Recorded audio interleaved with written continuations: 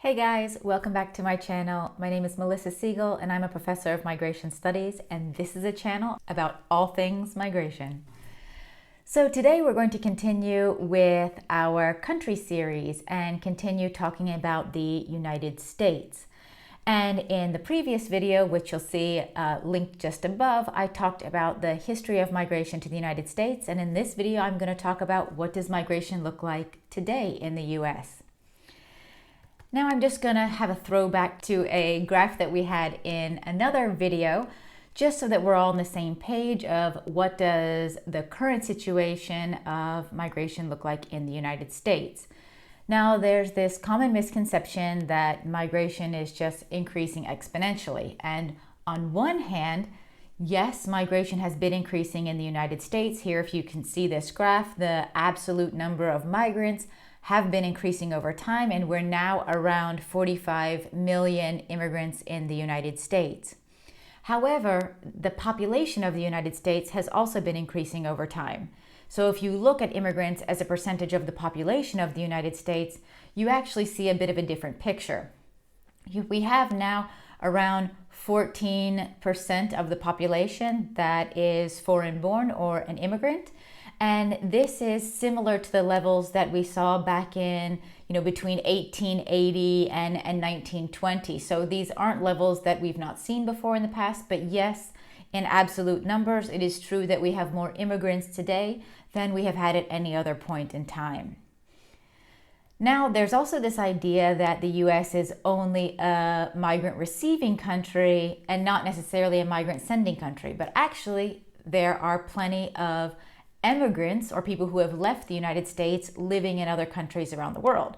So I myself am one of those. I am an American citizen. I was born and raised for much of my life in the United States and then moved to Europe later in my life. And I am currently an immigrant in the Netherlands. Now, let's look at other immigrants in other parts of the world from the United States.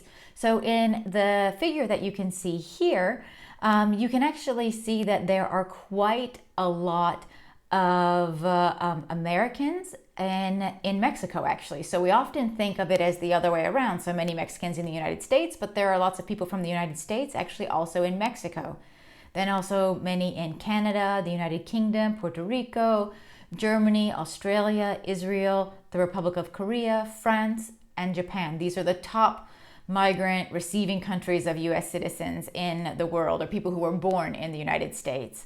And then, of course, Americans are also distributed throughout many other parts of the world. Almost up to 1 million people from the United States are also in other countries that I didn't just mention.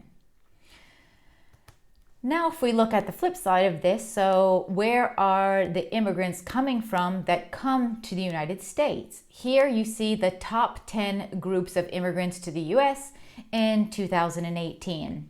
And as you'd probably expect, Mexico has the largest share of one country in the United States, but we also have Korea, India, Guatemala, El Salvador, the Dominican Republic, Cuba, China, Vietnam, and the Philippines that round out our top 10, at least in 2018. But of course, there are people coming from all over the world to the United States. Most countries in the world do have immigrants in the United States.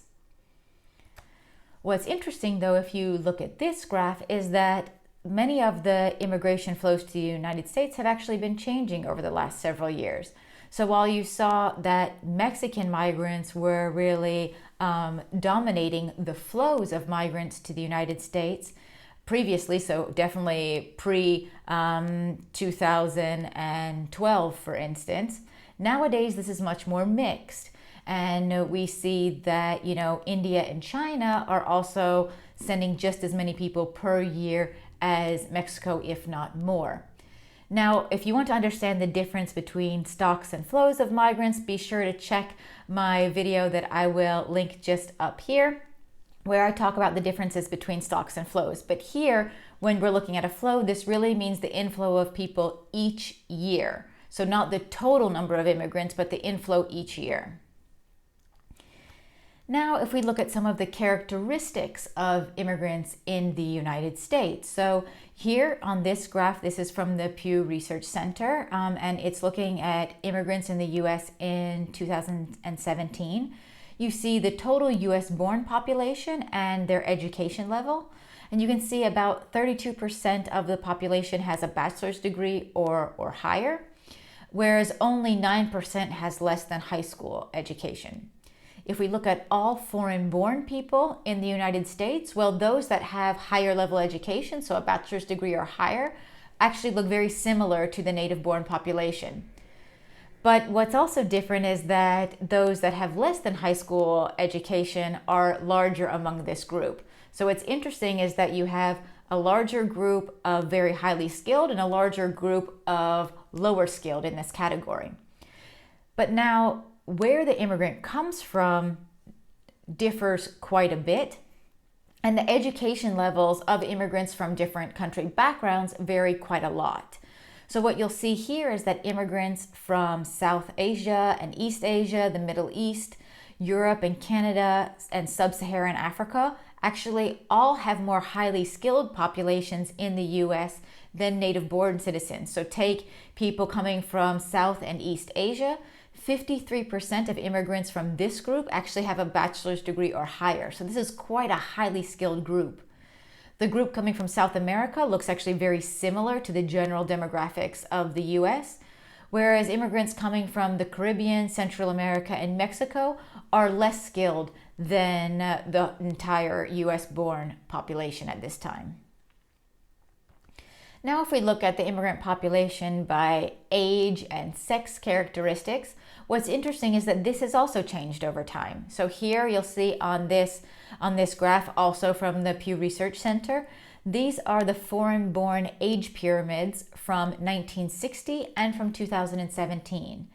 And you'll see that they look quite differently. So in 1960, it was a much older population that was in the United States.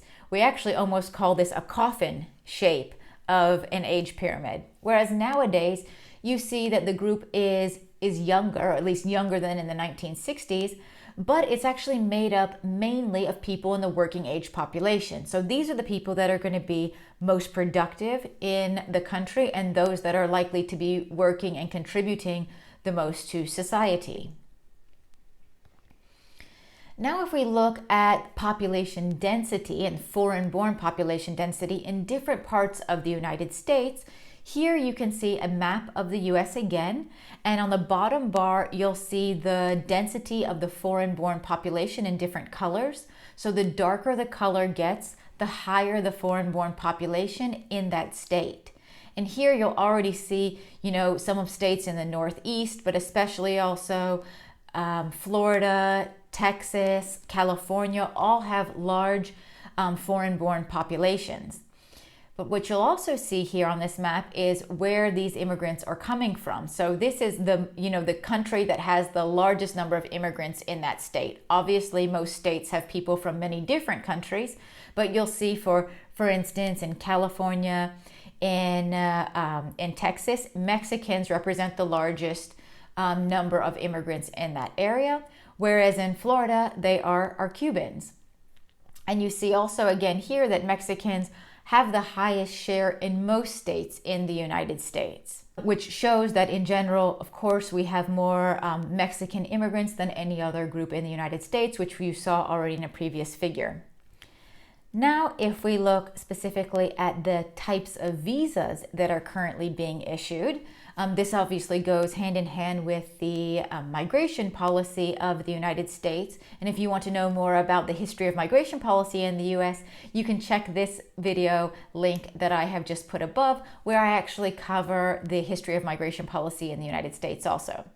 Well, what you'll see here from this figure is that very clearly the majority of migrants coming to the United States, well, on specific types of visas, are family migrants. They are those that are spouses or family members of migrants already in the United States, or they're also the immediate relatives of US citizens in the US. So this could be, for instance, wives or husbands or children of immigrants in the United States already. And you can see that this group makes up around 66% of the visas that are issued in the US. Then you have refugees and asylum seekers at about 13% of the visas. And then you have 14% under employment reasons or employment visas.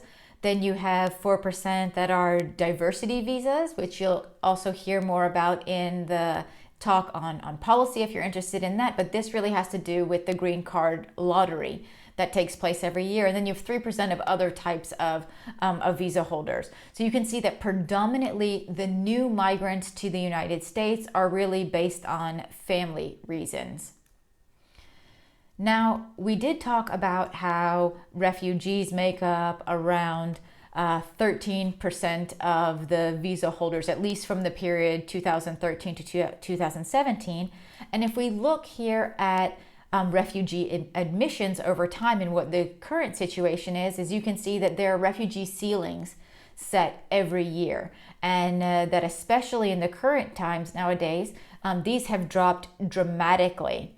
They've been dropping also in particular ever since the Trump administration. So the Obama administration had actually previously set a ceiling at around 110,000 refugees that could enter each year, and towards the end of the towards the end of the Trump administration, that is now more at around 30,000 refugees that are admitted. So you can see that the numbers of refugees have really plummeted in recent years to the United States, and this is not from a lack of demand. This is absolutely from a lack of supply. So there just are not enough visas for the number of people that would need them. And what you can see here is how this looks compared to the rest of the world. So especially since 2017, the US has been very much trailing the rest of the world in resettling refugees. Now, if we look at the main countries where forced migrants are coming from over time, you can see that the Democratic Republic of Congo has been quite high on the list for the last several years. And then you also have Burma, Iraq, Ukraine, Syria, Eritrea, Afghanistan, Sudan, and others here. But the countries don't change too much over the last few years. Now, I will talk also more about refugees and refugee resettlement in my policy video, but I think it's important to understand that refugees are largely resettled according to processing priorities, and they fall under a multi-level screening process. And there are a number of ways that refugees can also come to the United States through resettlement or just by applying for asylum directly to the United States. I hope that gives you a bit of a snapshot of what's going on in the US today with regard to migration. Again, if you're interested in the history of migration, check that video out. And if you're interested in the history of migration policy, you can check that video out. And if you found this video useful, please like and subscribe to the channel. Hit that notification bell so you don't miss any of the new content coming out. And look out for my other videos on different country case studies. See you next time.